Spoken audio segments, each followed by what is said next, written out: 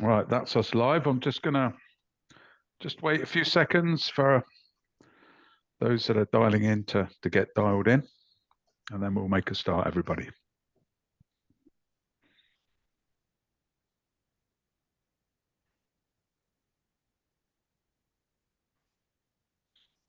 Right.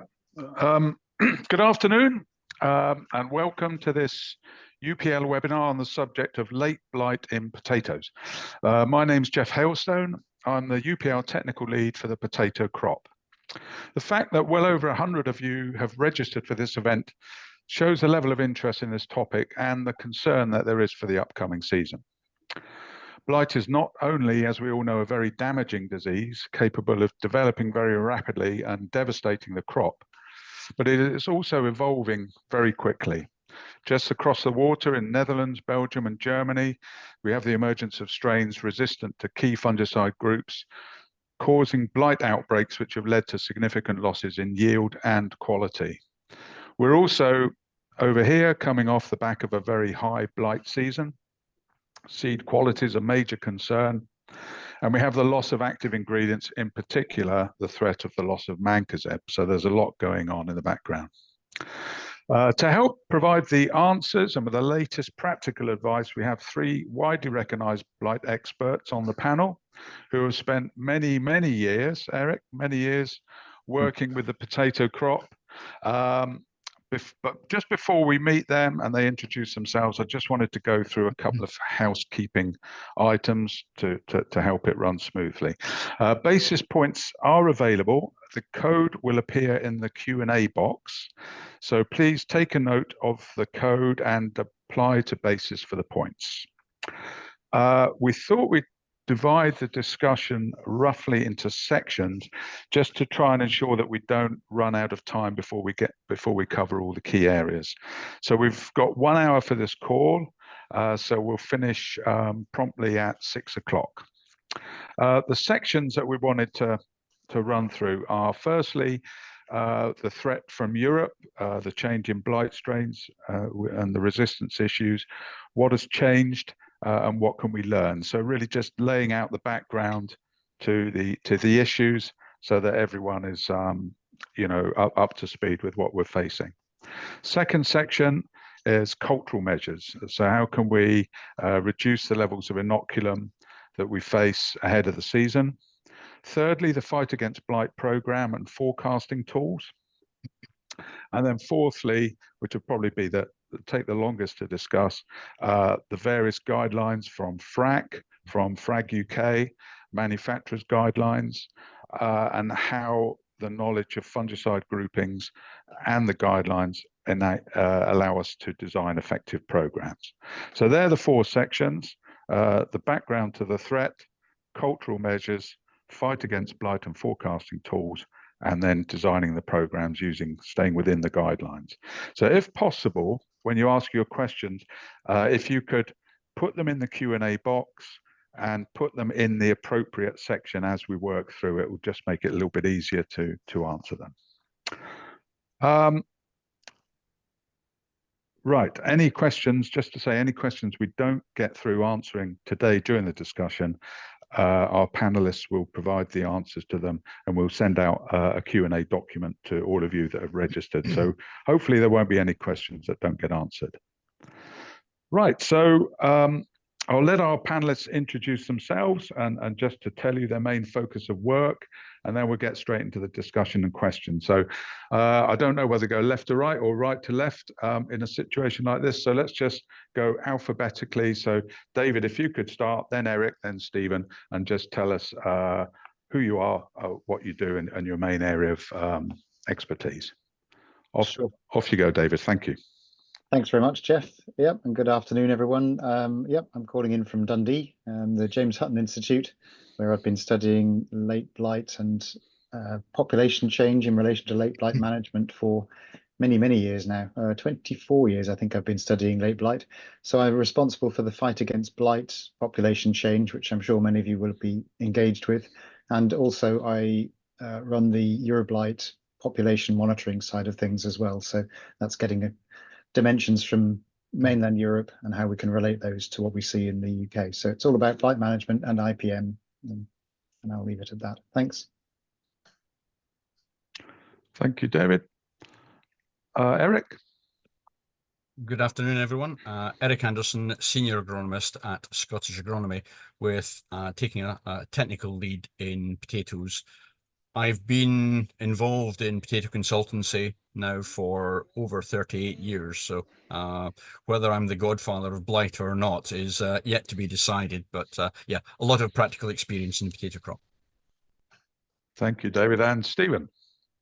Yeah, Stephen Kildea, Principal Research Officer in Teagasc, so based in Carlow, just south of Dublin in Ireland. I suppose my work covers cereals and potatoes, and cover a lot of fungicide resistance work across both crops. From a potatoes perspective, I've probably been working on it about 15 years or so at this stage. Season moves from cereals into potatoes, so it may be a little bit earlier in the last couple of years. Yeah, that's me. Great. Thank you, Stephen. Right. Well, we're going to start now with our first poll. So we've got 3 polls. So everyone that's dialed in, if you could get your voting fingers ready. So here's the first question. What concerns you most when you think about controlling late blight this season? So just pick one of those 4 that you think is of most concern. We've got resistant strains coming into the UK on imported seed.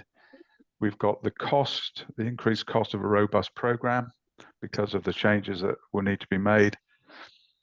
Managing the program while staying within the guidelines, and ineffective control leading to yield loss and poor quality. So just pick one and we'll see how the polling works out.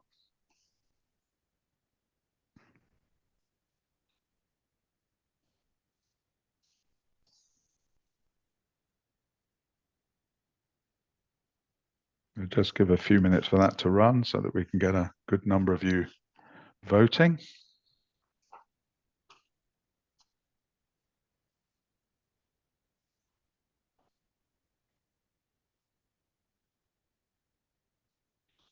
Right, that's gone. So we've got an answer, right? So we have the lead is resistant strains coming into the UK on imported seed. Second most popular choice was ineffective control leading to yield loss and poor quality. And then we had managing the program while staying within the guidelines. So those 3 are all quite close to each other. And then interestingly, in 4th place with 7% is the cost of a robust, effective program. So that looks as though you are all putting effectiveness ahead of cost, which makes perfectly sense given this pathogen. So maybe we could just quickly discuss those results, guys. The seed coming out top there. What are your concerns on imported seed?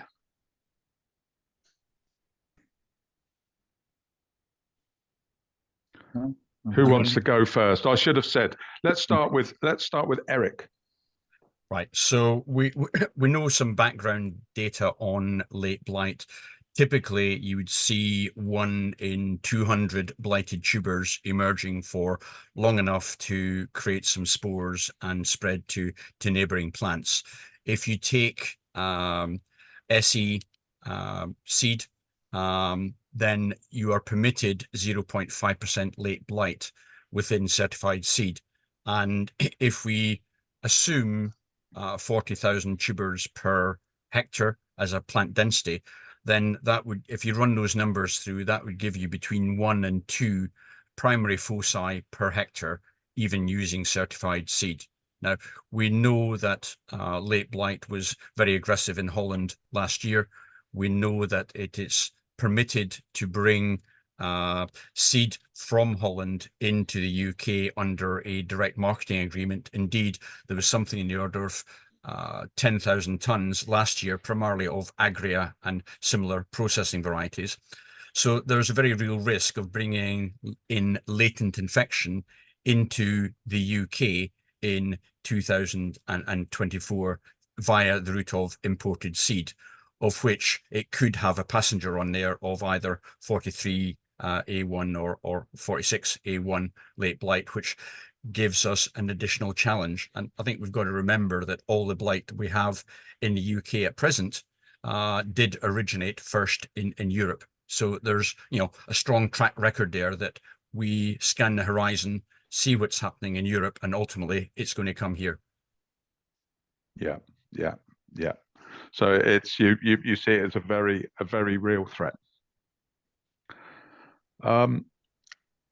Does David want to add to that? Stephen, you've obviously had one sample of the 43A1 coming in. What are your concerns on more coming in on seed? I suppose, look, as Eric sort of says, it is definitely a concern, but it's probably not the only means that it might arrive here. And I think that's something that is very important to recognize, that it's not that for yourselves, it's not that far across the channel. Okay, whether it would readily come in the wind very easily or not, but it is a possibility. So it's not just seed, I would think. I think the overall aspect about the risk is that these strains will get established. As you say, we have detected 43 in Ireland. We know that it has the CA resistance. So the assumption is that it is there. Yeah.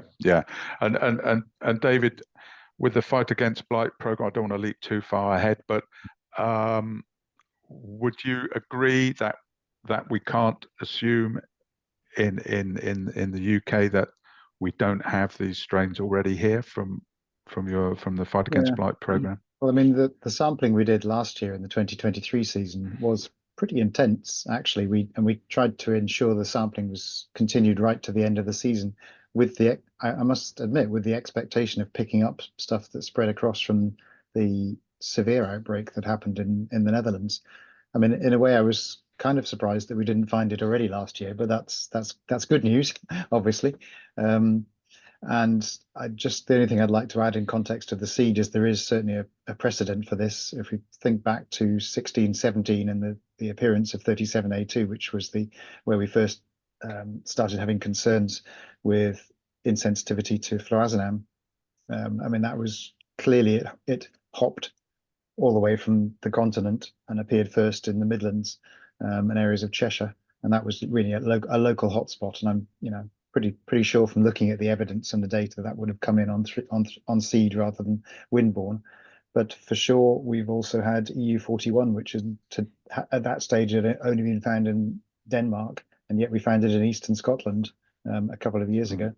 Fortunately, it's spread. So I mean, there is always a potential for windborne spores. So, thank you. And I just realised that we probably should just backtrack slightly and just describe what happened in particularly the Netherlands, Belgium, and Germany with the change in strains. What they did that might have encouraged that, and what happened in Denmark as well, which sort of went the other way. Would you be able to just describe that, David? Yeah, sure.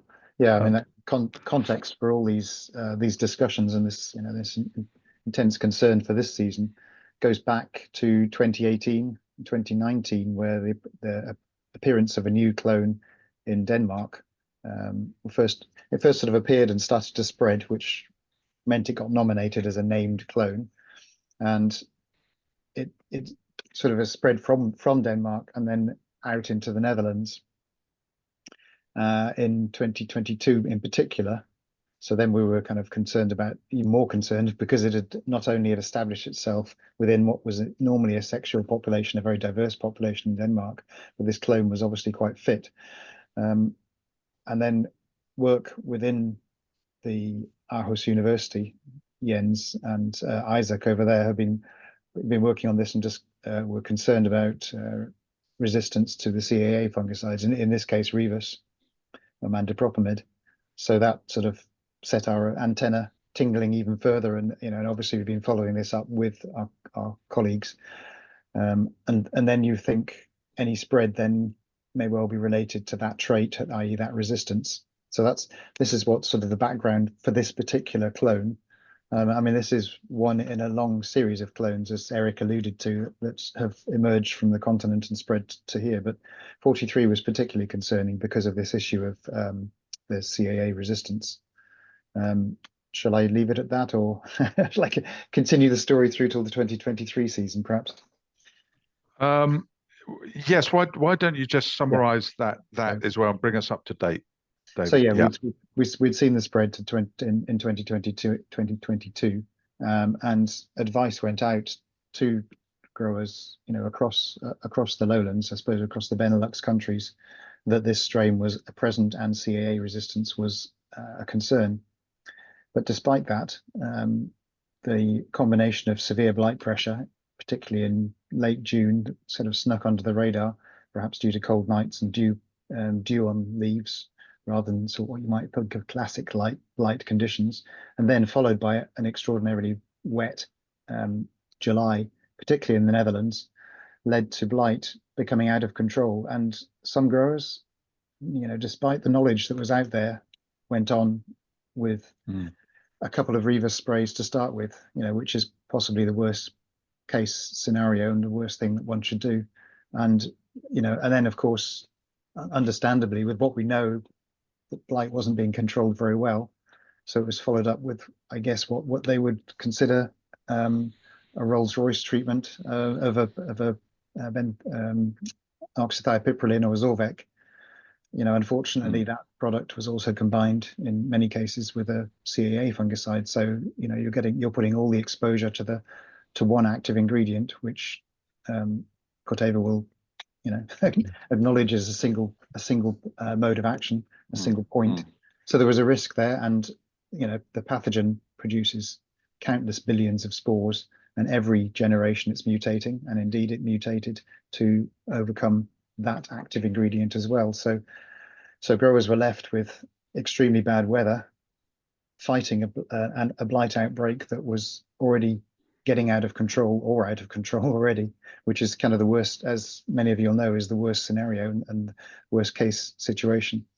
So we've been tracking that intensively through companies and through Euroblight in 2023, and have indeed confirmed the widespread increase, or a dramatic increase in the frequency of the EU43 lineage, plus another related lineage called the EU46, which has also emerged from within the northeast Netherlands and across the border into Germany. So that area has been, was badly hit by blight for those reasons.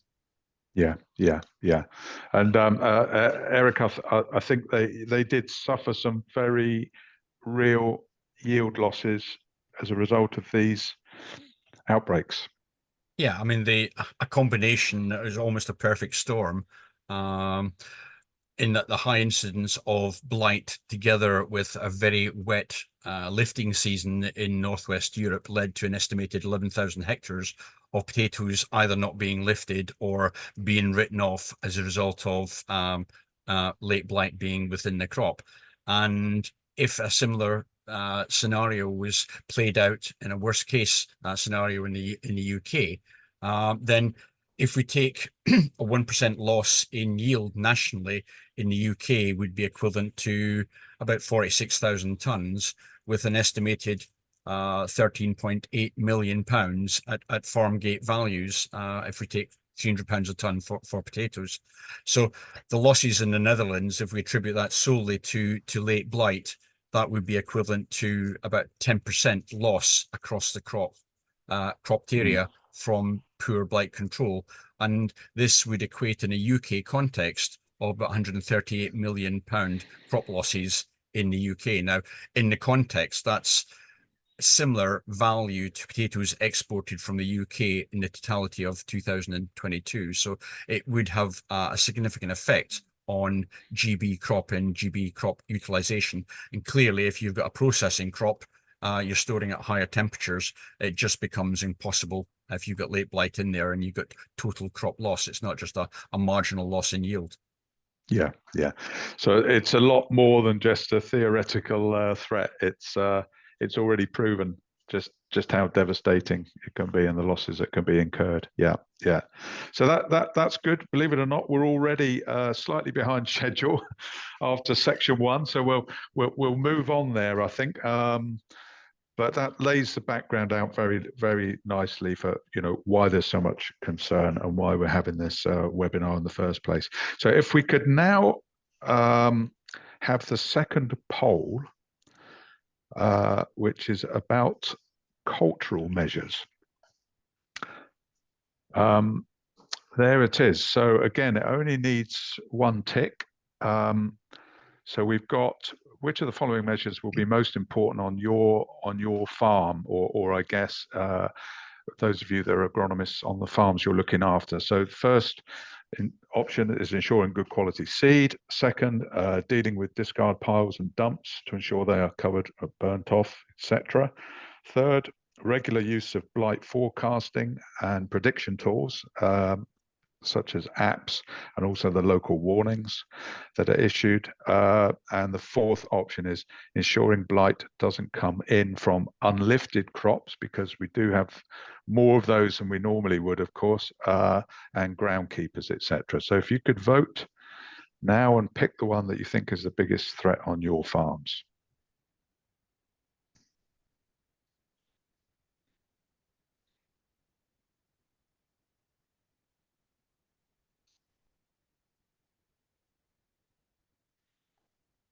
I think we all know we should be doing all of those things and more, but it was just interesting to see from a practical point of view, which of them maybe aren't an issue where you are.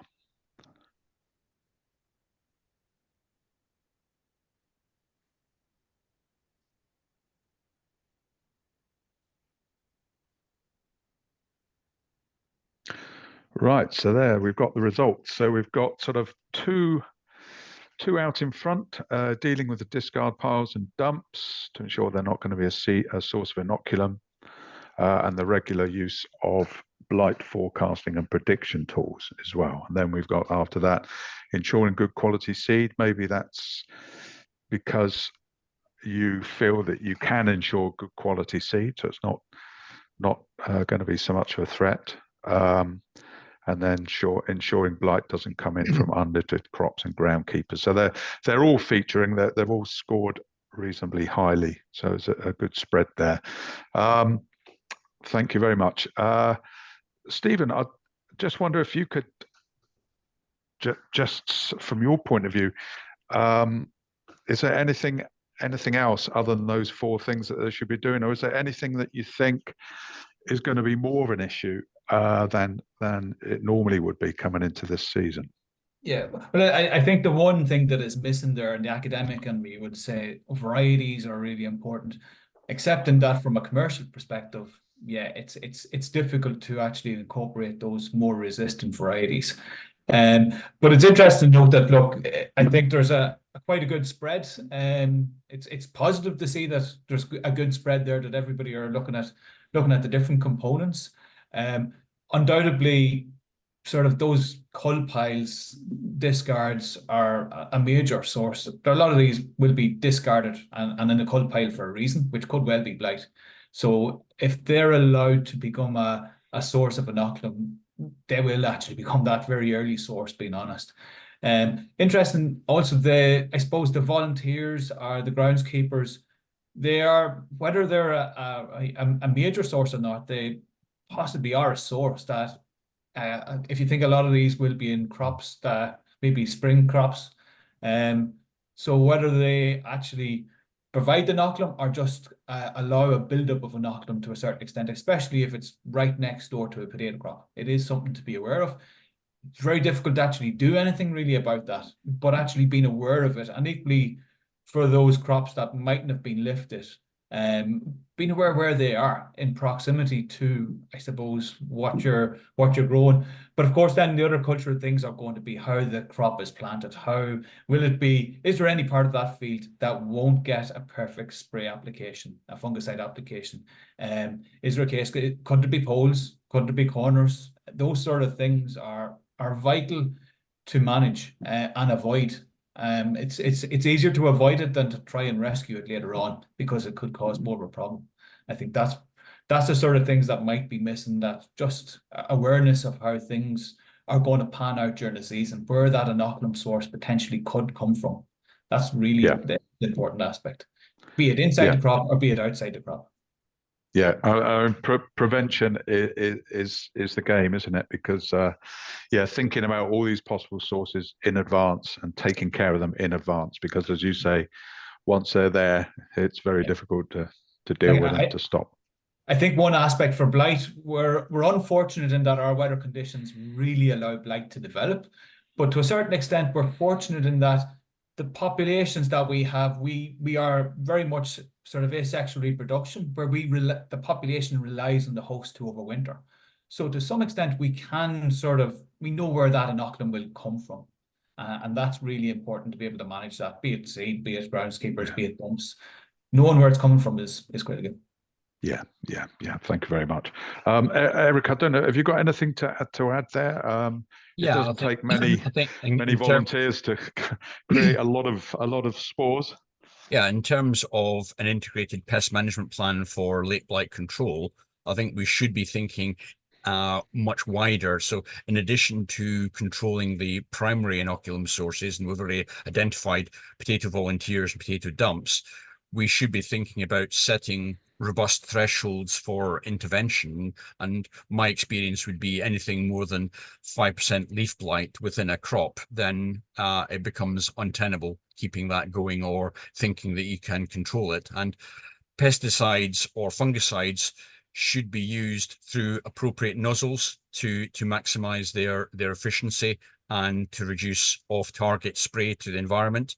And it's often essential as well to consider compliance with LERAP restrictions.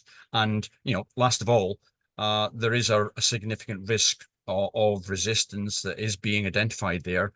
And strategies should include the multiple use of different modes of action, alternation, and mixing through the season as required.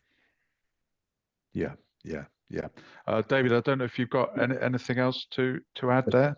Yeah, just a couple of things to think about as well. I mean, all good points to date, but don't forget the solanaceous weeds as well, which sitting in headlands, I'm gathering we're seeing a bit more of these wild solanums, and the pathogen can certainly infect and develop off those as well. Could you just give an example of a couple of the common names of those weeds? The sticky nightshade and hairy nightshade. Yeah. Right. So those are the ones to watch out for. And also just there's a nice comment in the Q&As obviously about this year the winter has just been a little bit wet, hasn't it? So there's going to be a lot of crops which haven't been harvested, and with the lack of severe hard frosts, that's going to be which won't have checked back some of that winter growth. So it's important to walk around the farms and looking out for all sources of blight like this and just get on top of them. Yeah, it's all got to come from somewhere, and primary inoculum management is key. Yeah. Thank you very much. And maybe just a comment on that, because I know over here we're 2 to 3 weeks behind in sowing, being honest. So that will have a knock-on consequence when the crop is going to be emerging. Like as David says, we've had these sort of groundskeepers or anything could well be providing inoculum immediately to the crop actually emerging. So we are a little bit later in our crop emergence because it's not sown yet. Yeah. Just what would you say, the three of you, about the various forecasting tools, the apps? What's your view? What's your best advice on what growers should do with it? How they should use the apps? Are there some apps that are better than other apps, or should they use all the apps? What's your view on that? Yep, I'm happy to chip in on Blight's pie. Yeah. I mean that was a successor to Blight Watch, which AHDB promoted and ran for many years. It doesn't do the alerts anymore like Blight Watch used to, but it is, I think, an excellent tool for taking forecast data, and you can zoom in onto your particular area you work on and look at the blight risk based on the forecast data for any time for the 7 days into the future, or looking back for previous weeks. And really, that's a good measure. I mean,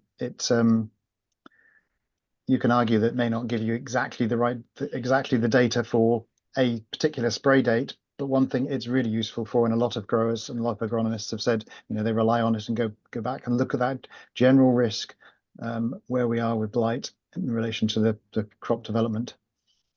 I'll put the link in the Q&A. Yeah, thank you. Yeah, I mean, as UPL, we have our own Blight app as well, Blight forecasting app, which is very good and takes data from 2 different sources and allows you to pinpoint the fields that you're talking about as well. So I have heard some say that they use all the apps and to give them the best chance of catching any conditions that are conducive. Eric or Stephen, have you got a view on the apps? Do you have advice? Well, I think there are the decision sports systems are useful, but at the end of the day, we do know that in Holland that they underplayed the real risk associated with infection, particularly during the early and mid part of the season. So there are some basic principles that we've got to adhere to, and common sense must prevail. We've got to maintain effective dose rates. We've got to avoid eradicant use wherever possible, because with the amount of spores that are generated within a potato crop now, we are limited in the antisporulent material we have, and we've got to adhere to spray timing. So 7-day programs, in my mind, should be maintained across all products for the whole season. So yes, take account of decision sports systems, but maintain a 7-day program, and the DSS or decision sports systems will highlight where you got to be using or should be using more aggressive products, perhaps with antisporulent activity. Yeah, very good. Right, thank you. Just a very quick plug, David, for Fight Against Blight. Oh, you're muted, I think. Muted. Had to do it once. Yeah. I mean, I'm pleased to say that we're across the threshold in terms of funding. Not everyone's signed on the dotted line, but we have promises now, so I can report that Fight Against Blight 24 is go. And if you look on the system, there already is outbreaks reported from dumps in Kent. So we'll be looking out, particularly in the early season, to really get a heads up on what's going on with blight populations this year. So all those enthusiastic scouts out there, firstly, thank you for all you've done in the past, and please keep your eyes open early in the season. Packs are being sent out shortly, but you can also use previous packs from previous years, so don't forget that. Particularly if you can't get hold of it, press things onto FTA cards, because we can get rapid results from any lesions that are pressed onto those FTA cards that we send out as well. Right, very good. So yeah, a plea to get the samples in. Yeah, and it's great that the funding is there for another season, because it's such an important program for all of us. Right, we're gonna just move now on to the next section, which is about the guidelines, FRAC guidelines, FRAG UK guidelines, and manufacturers guidelines, and then we want to move from there into discussing programs, general principles in designing programs and so forth. So Eric, maybe you could just summarize or any changes to the guidelines that you think growers and agronomists should be aware of for this season? Yes.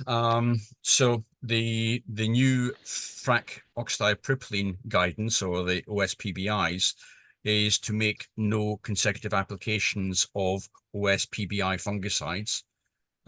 Make no more than 3 applications per season, but that depends on the number of spray applications within the targeted blight program. So if the total number of applications targeted for late blight is between 6 and 10, then you need to restrict that to 2 applications of OSPBI fungicides, and the only one of those we've got within the UK at present is oxythiopropylene in the form of Zorvec.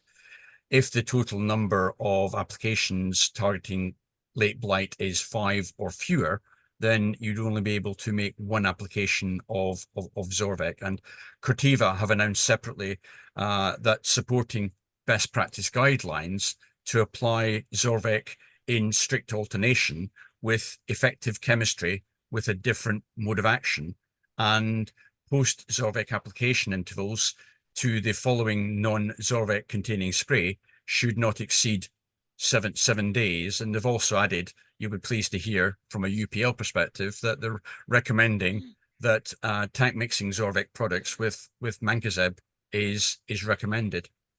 Separately, on carboxylic acid amide FRAC guidelines, is to apply CA fungicides such as Revus, preferably in a preventative manner. You are allowed to make 6 applications of Revus or other CAA fungicide, but making up no more than 50% of the total number of sprays. And you must maintain CAA fungicides always at the recommended dose rate.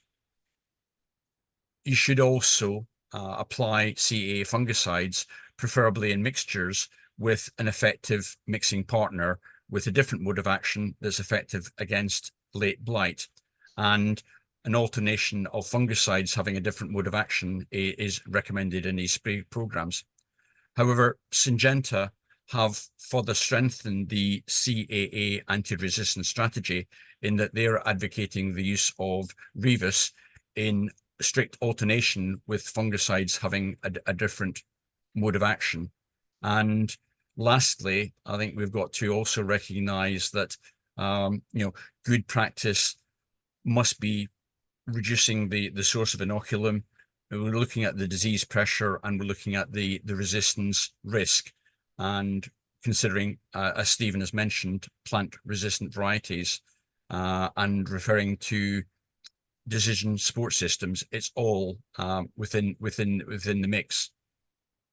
Yeah, and they can get these all the guidelines are obviously available online and easy to obtain, because there's a lot of perhaps detail. we'll put some links in chat there, Yeah. but they are available from FRAC and from FRAC UK guidelines. Indeed, FRAC UK has published only a week ago revised guidelines for 2024, which provides the key tenets there for an anti-resistance strategy.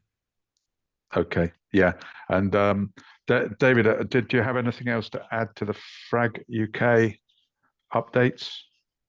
No, I think Eric's covered that very well. Just covered that there. Just to say, the link to the guidelines is going to be circulated after the meeting as well, I gather. So yeah. Yes, good.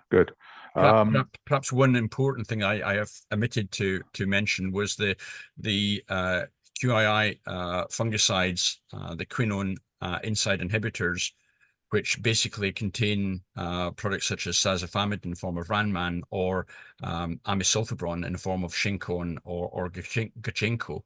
Now, the FRAC guidelines are that we should have no more than 3 consecutive sprays are recommended of this fungicide group, and they shouldn't form any more than 50% of the intended spray program.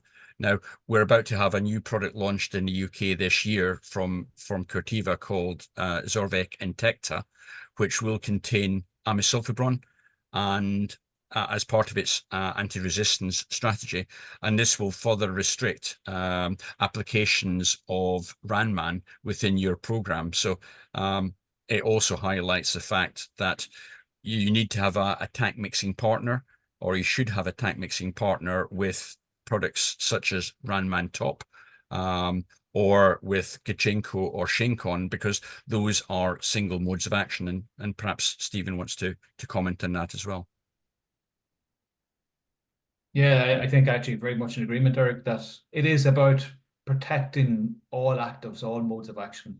So they do have to be mixed and alternated as much as possible. So it is critical. But again, as Eric identified there's quite a number of sort of things that have to be kept in mind when you are actually doing that, in terms of making sure that you're not actually going above consecutive sprays, or even, especially with the QIs, over the 50% of the overall program. So you do have to be careful about that. But it is about protecting the chemistries that we do have.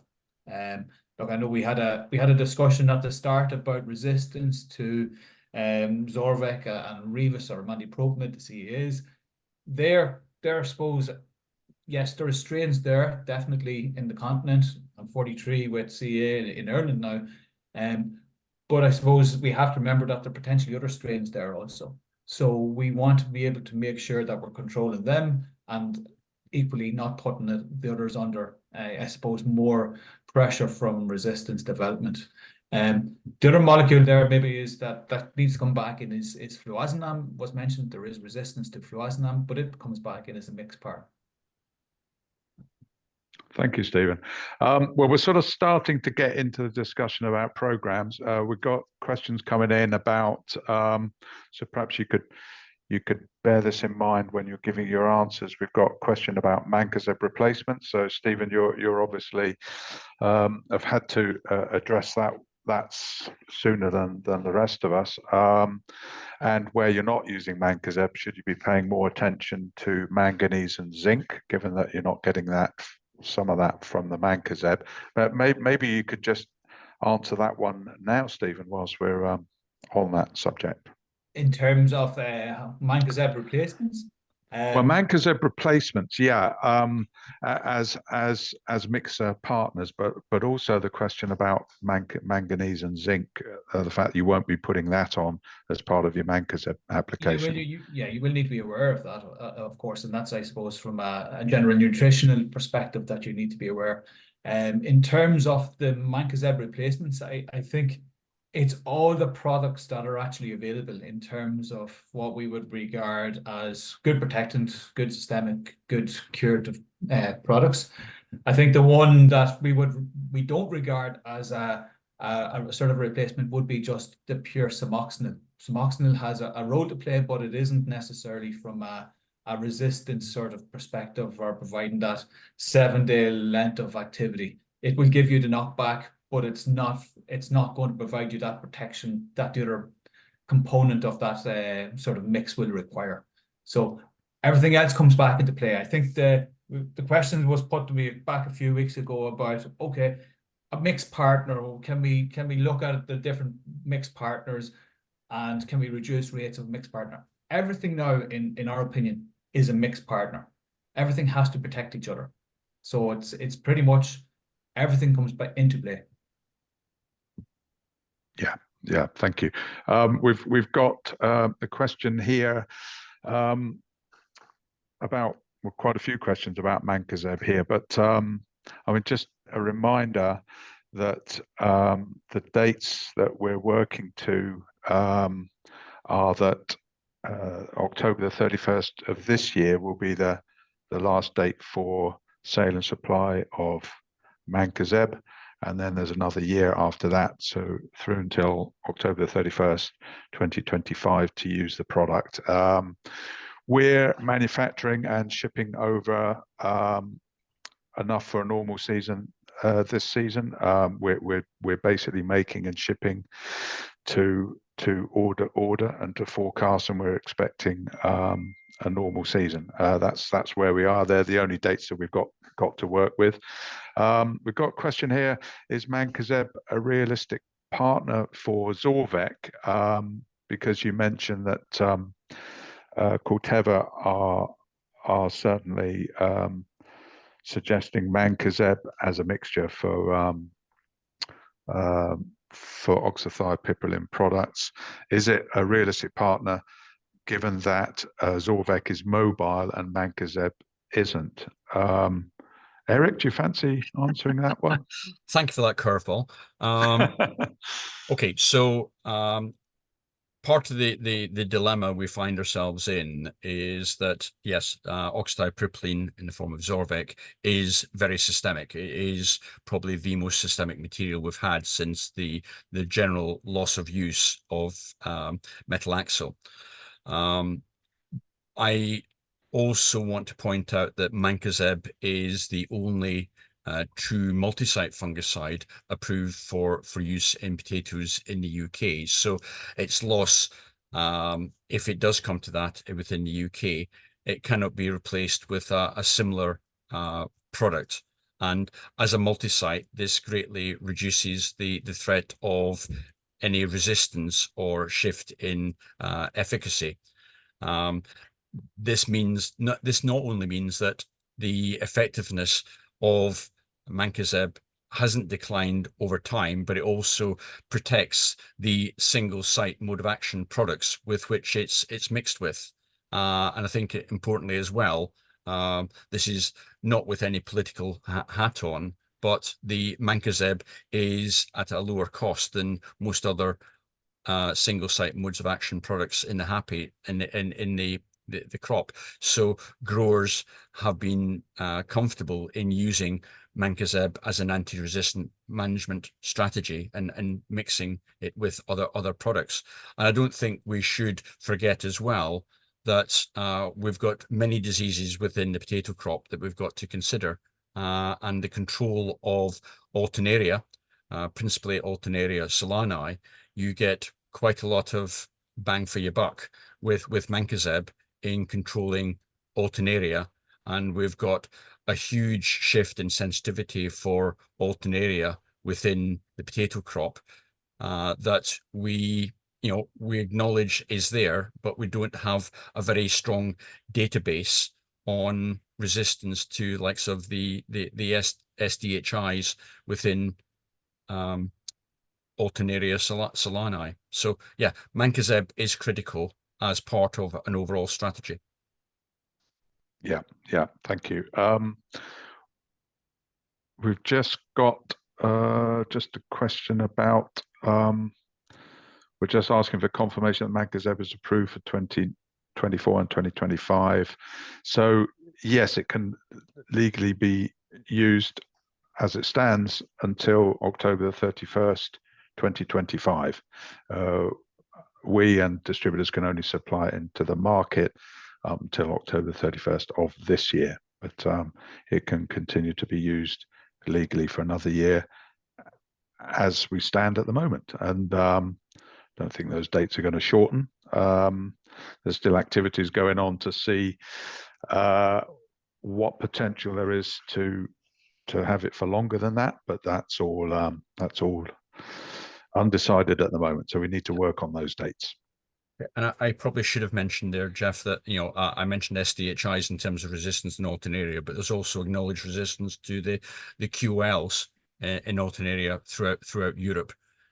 So an anti-resistance strategy on Alternaria is very, very important going forward. Yeah.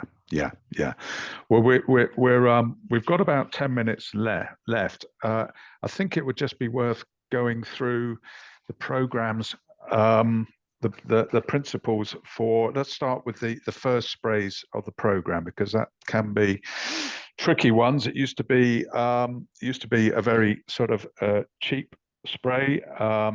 Wasn't a lot of concern about mixing different modes of action. It was just get something on. A lot of it's ending up on the ground. Risk of blight pressure was lower earlier because it was cooler, etc., etc. What's changed? What should we be doing now for this first one or two sprays? Stephen, do you want to answer that first for Ireland, where you don't have mancozeb, of course? Yeah, we don't have mancozeb, so we're not going to be including it. Yeah, so we're actually looking at something like a Proxanil Sherlan mix. I know we have had conversations about would we include a CA at the start, mixing that with fluazinam, and I think the jury was okay. If we have a potential risk of CA, then we possibly should avoid it straight off. And we know we have fluazinam resistance there too, so we need something to be able to try and balance that. Equally, you're going to have a crop, okay, it's just out, but again, temperatures, when will it be emerging this year? Will it be growth very quickly? So that's where we'd be looking at something like Proxanil, maybe going into that mix with the fluazinam to try and cover it at that stage. Different story what yourselves with mancozeb, but that's where we're at. So they could be emerging into warmer conditions more rapid growth and more blight pressure, I guess. Yeah, that's what, Yeah. look, we're, as I said, we're 2 to 3 weeks behind already, and we're in a wet week over here at the moment, so planting has stopped until probably next week. Yeah. And Eric, what would your thoughts be for the first spray or two? Whilst we still have Mancozeb, it's a no-brainer in my opinion that we should be using Mancozeb as the lead product. It's a multi-site, therefore there's no known resistance to that, and will quash any blight that is present at the beginning of the season, and help reduce any amplification of any resistance that is actually there. If I didn't have Mancozeb available, then the only true antisporulants that we have now are going to be in the form of propamacarb. So you've got that either in the form of Infinito or Proxanil. So you could lead with Infinito if your pockets were deep enough, or a Proxanil plus Enervin as a tank mix of those two products. And that would be a very strong product, although relatively expensive mixture to use at the beginning of the season if we didn't have Mancozeb available. I think we've got to think about how we put a blight strategy together, and that's really a plan of how you intend to approach the protection of the potato crop against late blight for the whole season. And we've got to think about the blight fungicide program as a result of a strategy according to the principles of the fungicides and how they're divided into different functional groups. So think about how we're going to use products at the beginning of the season during rapid crop canopy, how we're going to use protective fungicides, effectively preventing infection, how we're going to use translaminar fungicides that will penetrate the leaves, how we're going to use curative fungicides, systemic fungicides, and at the end of the season, how we're going to get tuber blight control. And bear in mind, we need to start tuber blight control right from tuber initiation, not just for the last 3 sprays. And all of that, we've got to wrap into an anti-resistance strategy as well. Yeah, not easy. And David, anything to add to that? No, I don't think so. The only thing I'd comment on is that other groups have been successful in Denmark in particular with this fluazinam core right the way through the program, but we do have to be concerned about EU37, although the frequency of that genotype in the 2023 season was pretty low and very localized. So that approach is also possible from this start through the season, with multiple sprays spread across the season. But it's just any other factor I wanted to throw in there.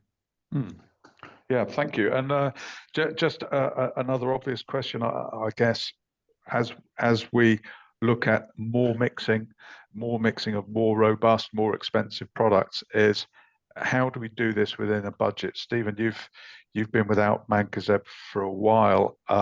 What would you say about use rates when it comes to mixing two? How do you ensure that they're going to cover each other, that they both last long enough to protect each other towards the end before you're just about to go in with your next application? Yeah, but if I might just step back 1 second and say the key principles from a fungicide program, I think, are we have to mix and we have to alternate. So that inevitably is going to have a cost to impact. So then we have to think about what we're trying to achieve when we're actually mixing and alternating. So we need to be thinking about trying to control basically the strain. As if it was one active, will that one active control those strains that are there? So it has to be, you have to have that activity for the 7 days from that product, individual product, to be able to protect the second component of the mix. Because otherwise you're just going to leave one exposed more than the other. And it gets back to the conversation of the Sumoxanil, that if you're just using Sumoxanil, inevitably it'll give you a good kickback for about 2 to 3 days, and then it's gone. And the partner is then completely exposed. So that does have an implications in terms of what we're talking about dose rates. So we really are talking about those higher dose rates, 80% upwards, because that's what we would be doing from a 7-day application anyhow. So, but it is a sort of, as David says, the experience from Denmark is that this can be achieved. We can manage disease control and we can manage resistance. But those principles will have to be followed for that to be achieved. Yeah, and quite encouraging that cost wasn't the most important thing in the poll.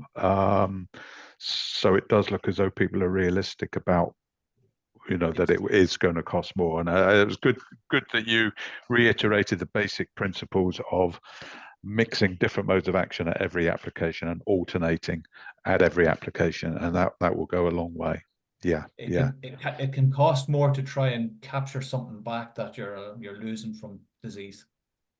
Yeah, absolutely. And well, Stephen there's talked about a minimum of 80% of each. Do you have a view on that? Sorry, are you asking me? Yes, sorry, Eric. Yes, sorry. Right, sorry. On I mean, in terms of managing to a budget, I suppose the flippant answer there is not to grow potatoes at all. If you decide to plant potatoes, then you've got to protect that investment, and the likely cost of a fungicide program for, say, a 14 spray program for late blight only in 2024 is likely to be in the region of £440 per hectare. Each spray timing ranging from 30 to £40 per hectare. So in totality, that only accounts for less than 6% of the total growing costs of a potato crop in context. So once you decide to plant your potato crop, you've got to protect that investment. Yeah. Well, thank you very much. We're down to the last few minutes. Can I just ask each of you, sort of in one sentence? Well, actually, we've probably got time for two sentences. One sentence on the future. Is there anything exciting that's coming up that you think, whether it's through genetics or robotics or whatever, that gives you great hope for the future when it comes to potato blight, or do you think for the foreseeable we're going to be managing with what we got and just being a bit more clever? Do you want to start with that, Eric? I think we've got to be a bit clever, and David perhaps can hint at this. We have, for the past number of years, last 20 years, looked at genotyping as a key to unlock what was happening in the change in diversity of late blight out there, and use that as a matrix really as to which fungicides were effective. But we've now got a much more complex scenario across Europe where single genotypes can have multiple profiles in terms of their resistance to individual modes of action. So we've got to be looking at higher science now to not only be looking at the genotype, but also unlocking the DNA within that to give us a very rapid answer as to which fungicides are likely to be effective within season. Right. Yeah. Very important point. Stephen, do you have? Yeah, I suppose it gets back to one of the things I said at the very start, and that from a cultural control, the one thing we don't talk about is variety, really. So I would be hopeful that into the future now, whether this is the short term or the medium term or even the long term, is questionable, that the capacity to actually get varieties that, using Eric, the concept of Eric from a fungicide perspective, but actually utilizing that information in the blight population and matching the variety to that to actually be able to control blight. I think the potential is definitely there, and hopefully we will see that into the future. Thank you very much. And David, do you have a thought for the future? Seem to have lost David. Yes, I don't see him there. Well, let me just. I think we got through a lot of the questions, not all of them, but as I say, we will get round to the ones that we couldn't answer. We will answer. We'll send them out to our three experts, and we'll get the answers, and we'll send that round as a separate document. So that really just leaves me to say I hope those of you that have dialed in and listened to this discussion, I hope you found it informative and interesting. And it just remains for me really to thank you all for joining us on the call, for your engagement, for your many questions, and very much to thank David, Stephen, and Eric for being our panelists today. So thank you, gentlemen, and to everybody, goodbye, and I hope you have a very successful season. Thank you. Best luck, everybody.